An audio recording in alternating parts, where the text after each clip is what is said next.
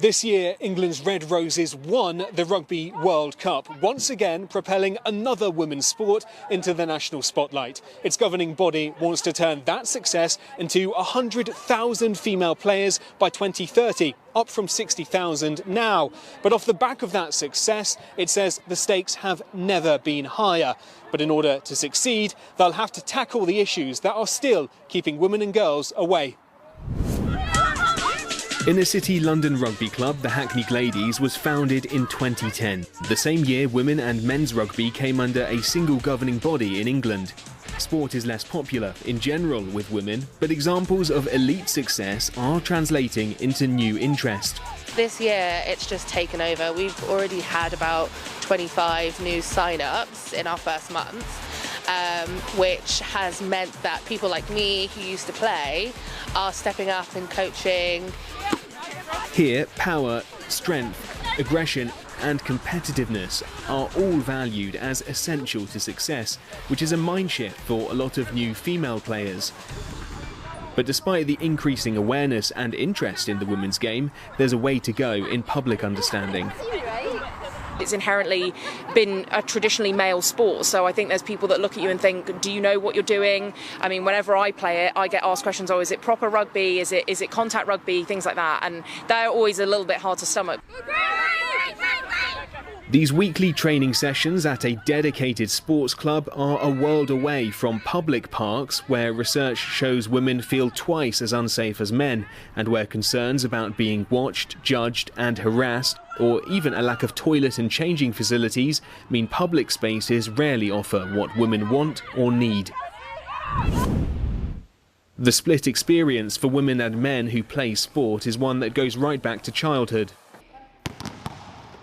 Research shows an adult's relationship with physical activity in later life is related to how active they were in school. Unfortunately, the transition from primary to secondary school is a time when even sporty children start to opt out, with a particular drop-off amongst female pupils. We'll have students who will truant or will skip PE, often bringing a note claiming that they can't take part or strategically not come to school until after PE lessons.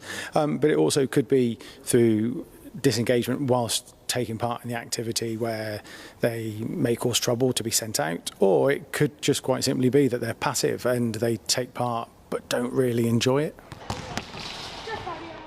These Year 9 students, aged between 13 and 14 years old, are sport leaders at their school, meaning they've thought a lot about how PE could be made more appealing.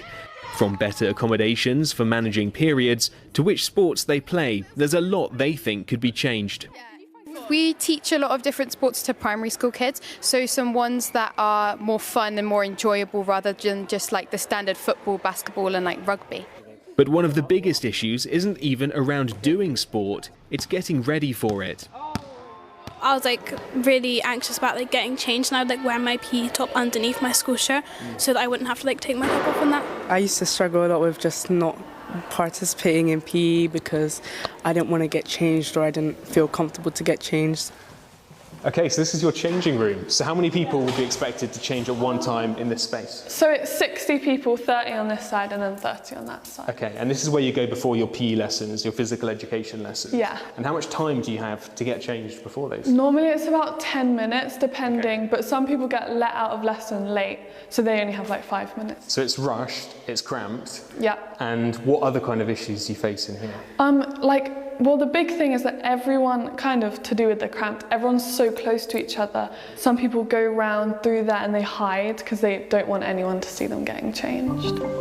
Research by the Sweaty Betty Foundation, a charity founded by the activewear brand of the same name, found a quarter of secondary school girls had skipped PE on multiple occasions due to anxiety around their changing facilities.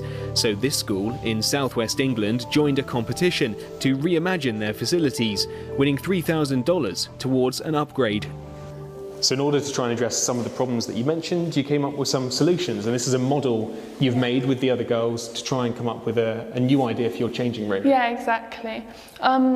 So over here we've got our mural, and then over here we've got our individual changing rooms, which would mean that everyone could be they could be protected and they could feel like they were in a safe space without loads of people watching them.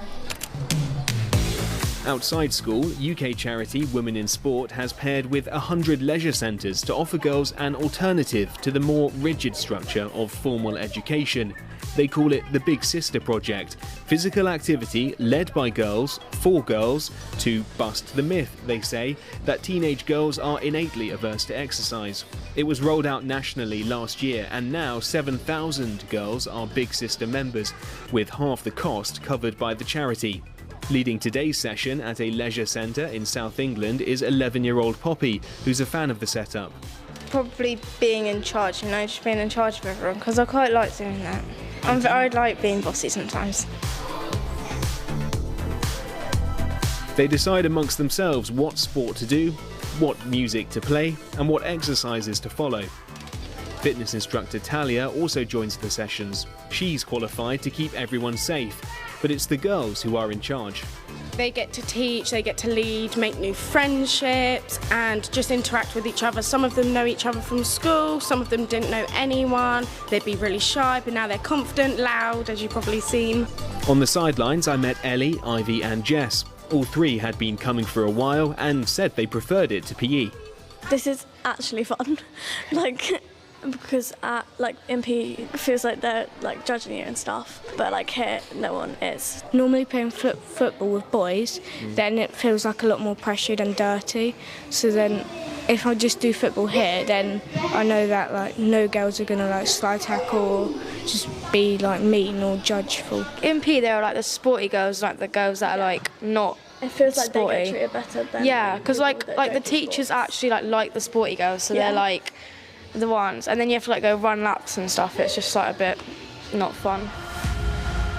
All the people we spoke to emphasised that whether it's playing a traditional team sport or finding other ways to keep active, tackling the barriers that keep women and girls away from sport will be essential for a physically and mentally healthier society.